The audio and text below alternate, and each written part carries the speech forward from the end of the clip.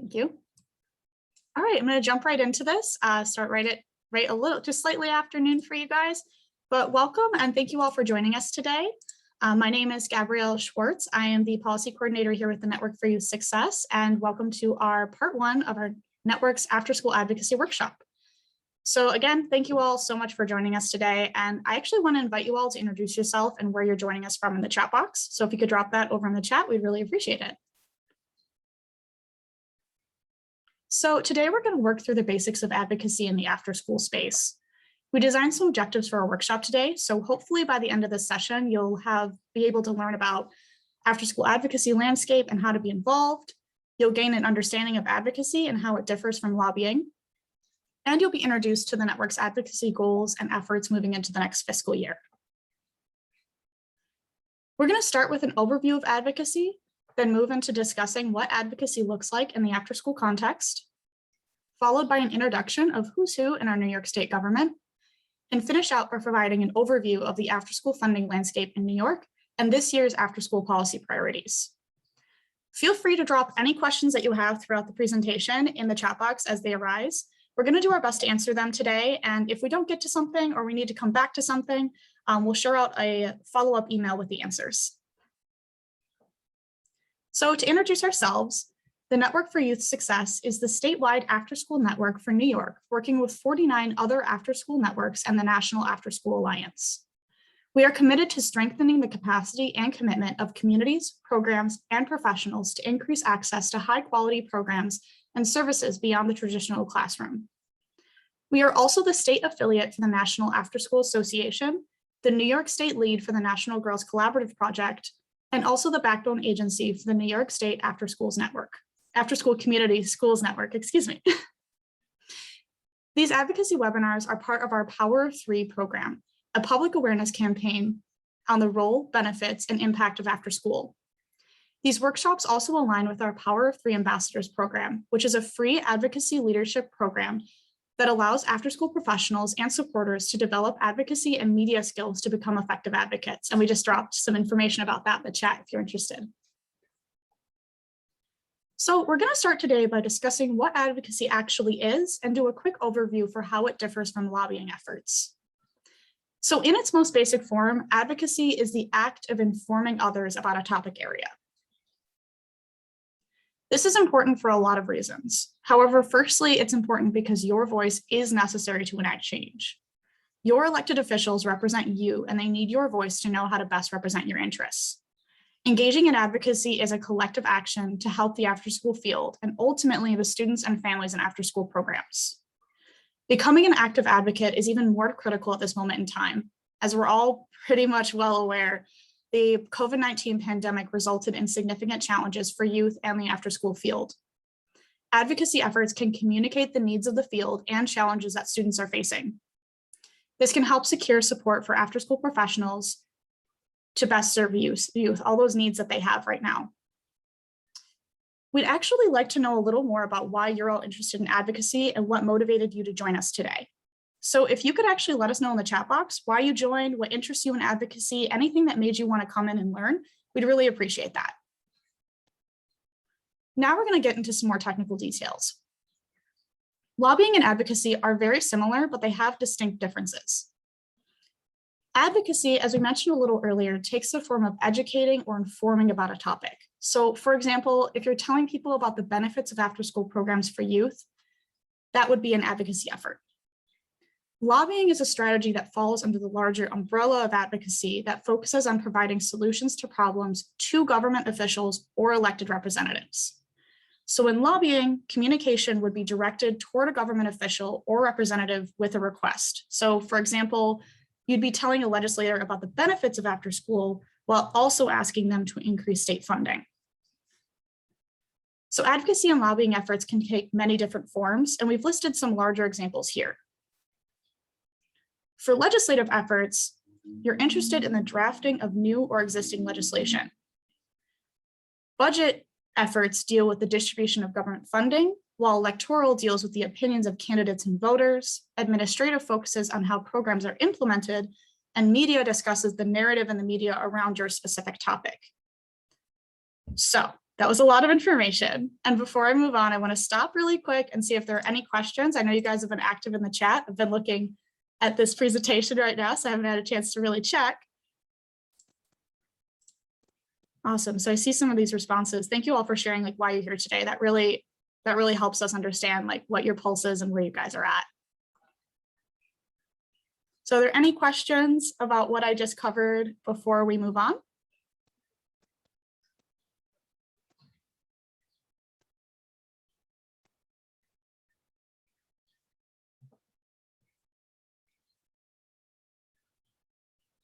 I'm also seeing more of like, yeah, families that I work with are in desperate need of OST programs. It's very true. And they need resources to get back to work. Thank you for sharing that. So if there are no questions immediately, and if you find some, go ahead and drop them in the chat, hold on to them, anything that you want to do, we will address them if you let us know. So what?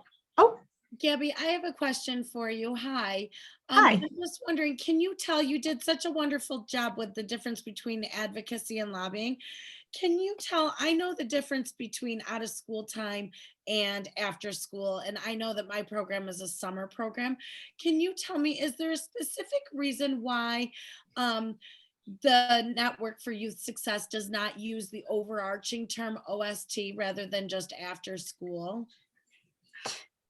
Thank you for asking. I'm actually gonna, Allie, if you can answer, I see you're unmuted. Yeah, I would love to. OST is a great term. We actually, so we support after school, summer, and expanded learning programs, some of which actually take place during school time. We have programs that do expanded learning time in schools where community partners are operating in the school during school time and after school and summer. We also work with community schools, and we heard from our partners that saying out of school time felt like it didn't include the folks that were actually doing some of this really important enrichment work during school time. So we switched to our longer list of after school, summer, and expanded learning opportunities. Thank you. That's perfect. That's exactly what I wanted to hear. Thank you. Thank you so much, Allie, for sharing. I really appreciate you taking that question. And thank you so much, Julia, for stepping in and asking. So what we're going to actually do now, as you can see on the slide, is we're going to go and do a quick interactive quiz with everyone today. So if you're able to have your camera on, then I encourage you to do so for this exercise. If not, then that's totally okay. And feel free to add your answers in the chat box. So basically what we're going to do is I'm going to read a statement, and then I'm going to ask you to identify if it is advocacy or lobbying. If you think the answer is advocacy, then I want you to touch your shoulder. But if you think it's lobbying, then touch your nose. So we're going to move forward. Yeah, thank you, Giovanni.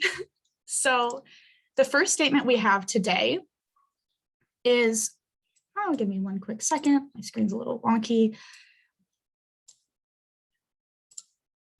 So the first one is posting and sharing on Twitter about the benefits of after-school programs on childhood development. Is this advocacy, so touch your shoulder, or lobbying, touch your nose? Or put in the chat box. So I see some shoulder touches in the video here today. All right, awesome. Thank you guys for participating. So you're right, people who said advocacy, this is advocacy. So sharing on Twitter is out to a general audience, and it's not necessarily to a government official or legislator. They could read it, but you're not directly communicating with them.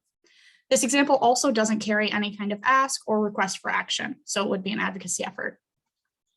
So our second one we have is inviting the public to visit your after-school program to help them understand its value in the community. So would it be advocacy or lobbying? Again, if you can't have video on, go ahead and pop it in the chat. So I'm seeing some shoulder touches here today. Okay, so everyone who's giving us an advocacy is correct. So similar to the one before it, the target audience isn't government or elected official. It also doesn't carry any kind of open ask, solution, or recommendation for them to take. So I'm going to add to this one a little bit before we move to the next one. What if you were inviting a legislator to attend your program? So instead of the general public, you'd say you're inviting the legislator to your after-school program to help them understand the value in the community. Would this be advocacy, or would it end up being lobbying? Okay, I'm seeing advocacy from June. I'm seeing some lobbying from other people. So this one would actually be advocacy still. So the reason it would still be advocacy is because you are having an elected representative there, which would kind of put it closer to that lobbying camp. However, there's no ask associated with the meeting. So basically, if you're just inviting them to be educated, that would be advocacy. However, if they came to your program and you maybe said something about how you want more funding or how we need to change a regulation, that would get closer into that lobbying camp. So it depends on what you're saying in the meeting. But if it's just educating about your program, your lobbying or your advocacy, excuse me. So the third one we have for you guys today is sending out an email blast to your representative asking them to vote against budget cuts to after-school programs. Advocacy or lobbying? I'm seeing some lobbying answers here. Awesome. So everyone who said lobbying, you are correct. This option meets both of those criteria that we set out. So an elected representative is your audience and you are giving them a specific request. You're suggesting something, not to cut the budget, right? So after that quiz, thank you all for participating. I really appreciate it. A lot of you with your cameras on. That's really awesome. Thank you. I want to take a quick moment for you guys to check in though. Are there any questions or comments about what we just went over? Anything that maybe I might be able to shed a little more light on right now? You can pop them in the chat, anything like that.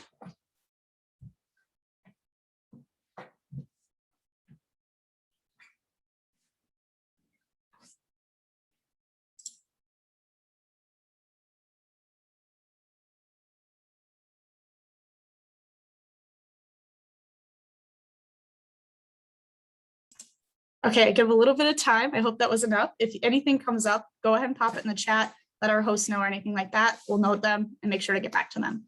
I also want to address a question that I quickly got. We will be sharing out the PowerPoints after this, a PDF of the PowerPoint presentation, so you will be able to see that after. We'll also have a recording, so you can check that out.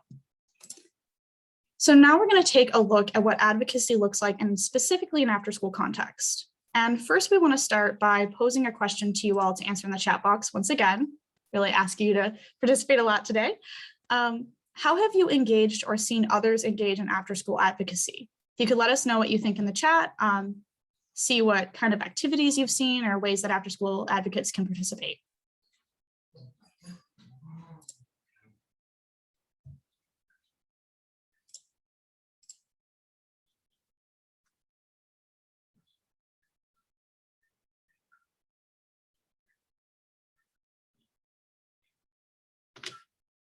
I see sending emails to the public about program data. Yeah, definitely informing the public is one strong way that you can get involved in advocacy efforts.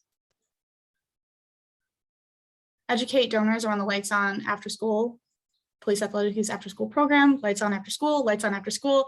Yeah, these are all really good ways to engage in advocacy, take part in kindergarten registration programs, Facebook page updates. Yeah, these all take the form of being able to educate the public and show them what you're doing. Oh, parents writing letters on how their program helps them. That's a really good one, getting your parents engaged. Lights On, open houses, signing community letters, Lights On after school, social media.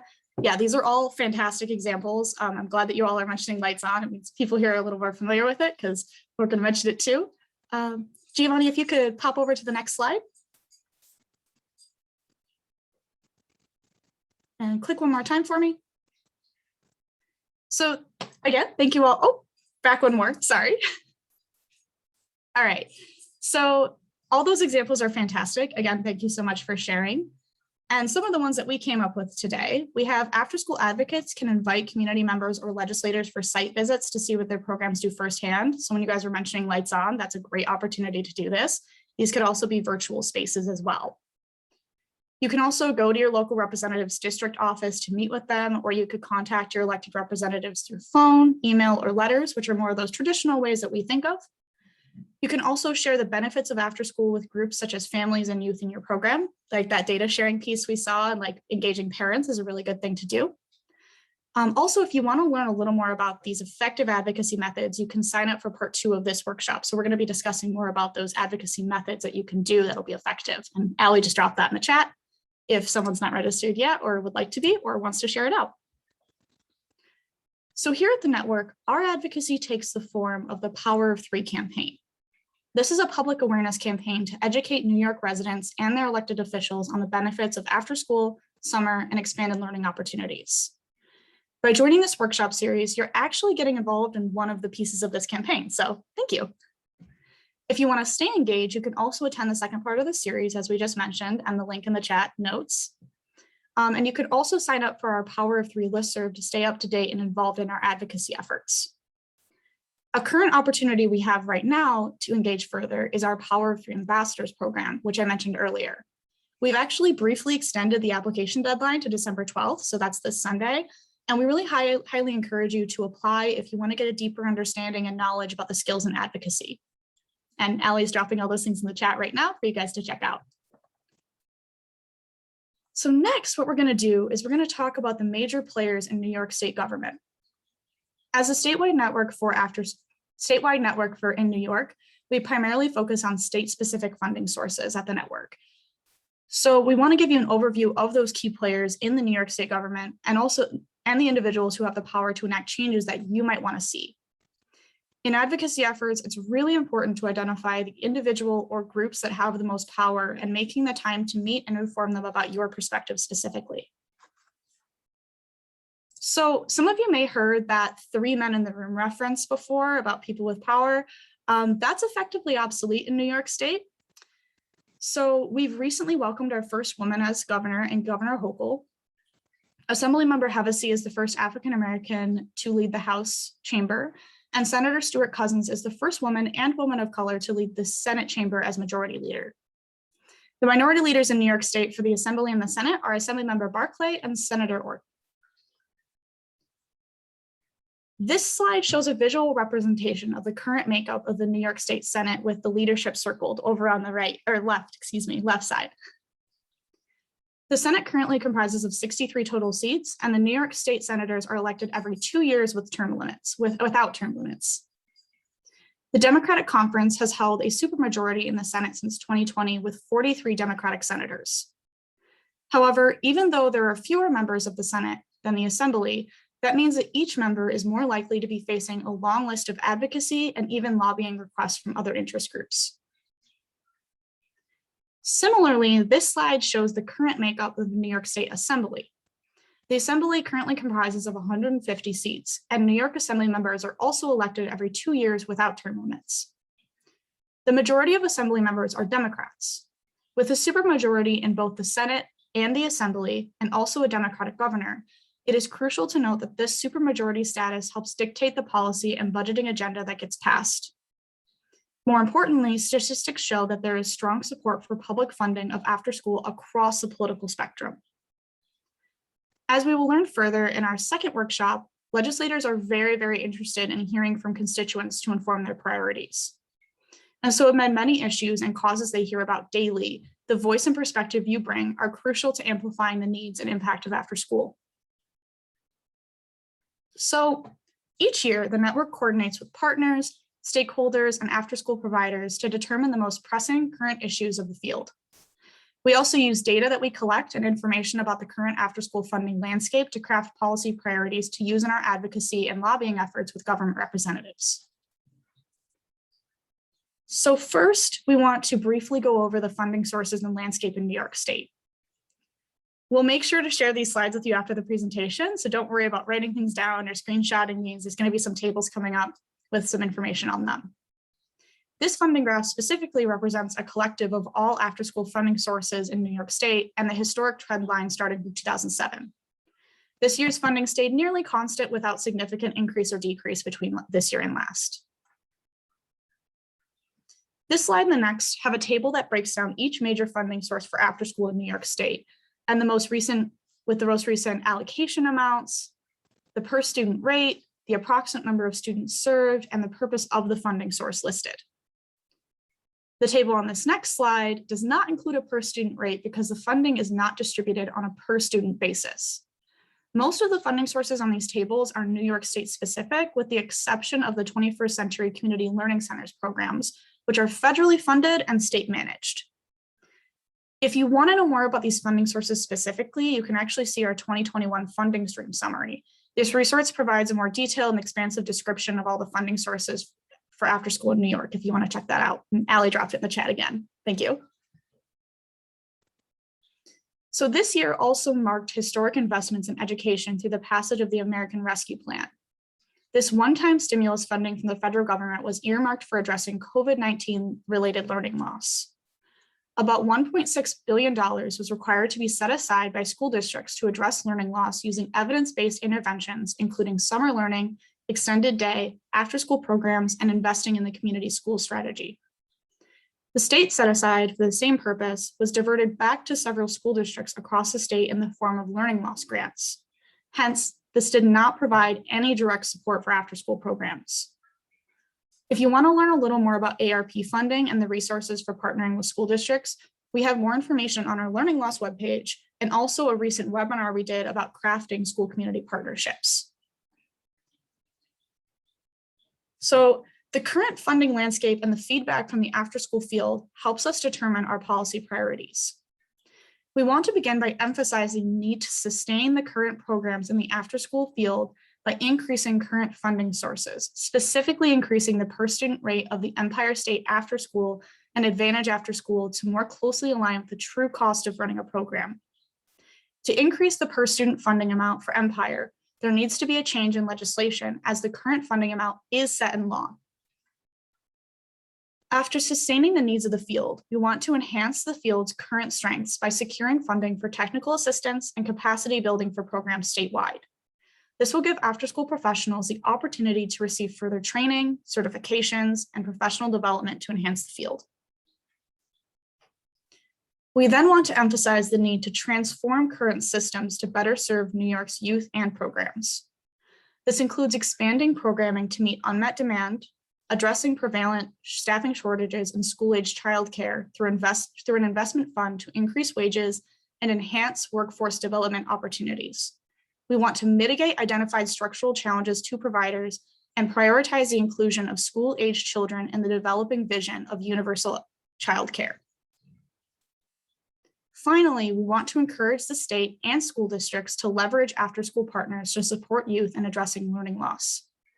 We are calling on the state to codify measures to ensure accountability and transparency with federal funding meant to address learning loss and strongly urge school districts to work with community-based organizations to address learning loss for their students.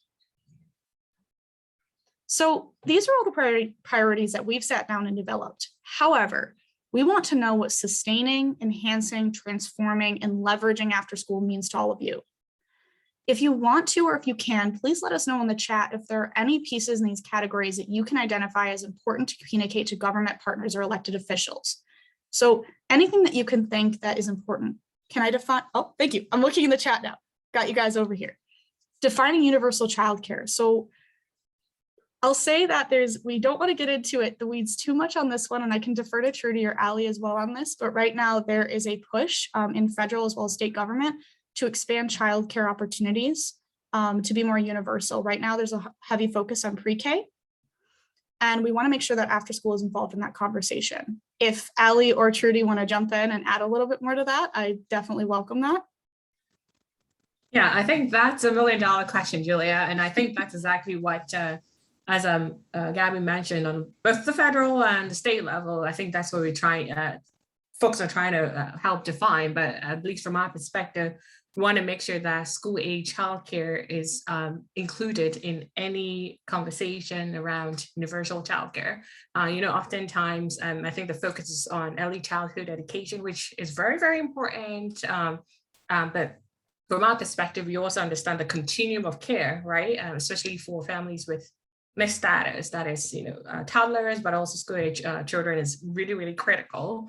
And so from our perspective, we want to make sure that any definition on who we serve in terms of access and equitable access includes school-age children. But I'm definitely happy to share more information offline around some of the discussions and movement around universal childcare on both the federal level and also the state level as well. Trudy, I just posed that question because, as we're speaking with our families about getting back to work, we're having these rich conversations about safety for older kids, right? So our school age children are 8 years of age and above, safety and going back to work for long extended periods of time in which care would need to take place in order for children to be both safe and fed and keeping up with schoolwork, all the things that we know that after school and out of school time programs do so wonderfully, right? And so I look at, I believe in my heart that in my head that people, when you say childcare, they think babies, they think people who can't stay alone because they can't bring a spoon to their mouth, right? Or they don't have access to the refrigerator.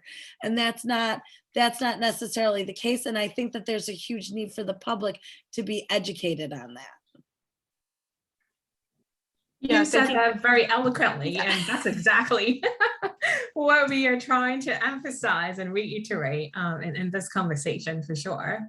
So as I mentioned, I'd actually be happy to share a little bit more information on that. I know at least on the state level, we have two legislators, Assemblymember Hevesy and Senator Bridgeport have been doing rounds of listening towards, and I believe the last two is coming up very shortly to really understand this, right? Like, what is it going to take for us to really have universal childcare in New York? And exactly what you said, Dito, is what we're trying to communicate about this.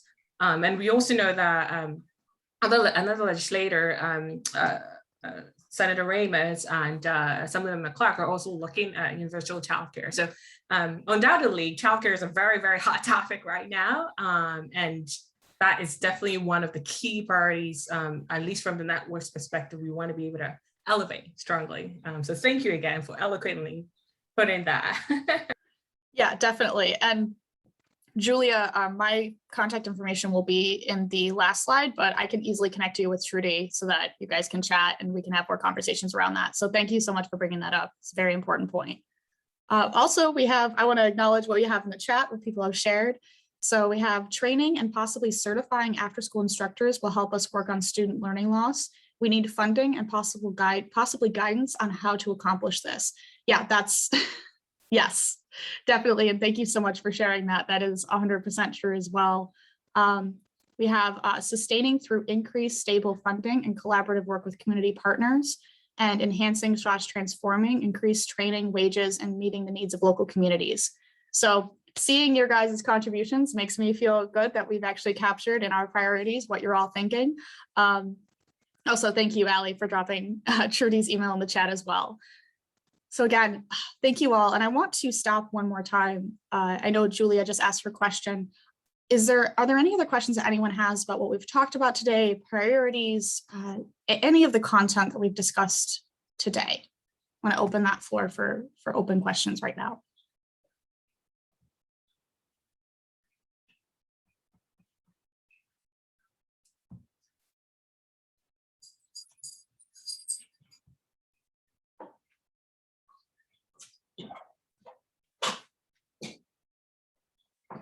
Okay, gave a little bit of time. I hope that was enough. And if not, please make sure to email us. You all have now Trudy's emails in the chat, but mine is also going to be in that final slide as well. And if we don't know the answer offhand, we will find it for you. So after taking the time to learn about the overall after-school funding landscape, players in New York State government, and the network's policy priorities, there are also still ways for you to stay engaged in our advocacy efforts that we really want to encourage. So here's our resource page. Again, my email is listed on there, but to stay up to date and find opportunities about engaging in our advocacy efforts, we really encourage you to sign up for our Power of Three listserv. This is where we're going to share our calls for engagement with the field, any new research around after school to help your own advocacy efforts. Anything we're doing with policy and advocacy is really going to be put out in that listserv. We also invite you to be more involved with our Power 3 campaign. So you can do this again by registering for part 2 of our advocacy workshop series, which is happening on Monday, the 13th at 12 p.m., same time as this one. And there we're going to discuss tactics for being a more effective in advocacy and a more effective advocate. So if you're interested in taking a more in-depth or hands-on approach to after-school advocacy, we also encourage you to apply for our Power of 3 Ambassadors program, which we mentioned earlier, the deadline was extended to this Sunday, December 12th. That's going to be a much more in-depth, involved look at what advocacy looks like and more hands-on experience. We also want to share that the afterschoolmealsnewyork.org has information about getting reimbursed for serving healthy suppers and snacks through the Child and Adult Care Food Program. So want to drop that as well if you're interested in that, or if you are able to get reimbursed for that. And again, as I mentioned before, if you have any questions, comments, or if you want to be engaged with us, anything like that, please feel free to reach out. My email is right in the chat. We're going to drop that right in the chat as well. Again, my name is Gabby. I'm the policy coordinator here at the network. I want to thank everyone who was able to help moderate this and also everyone who took the time to attend today. Yeah, all right. So thank you all again. And I appreciate your time and you taking the time to learn from us.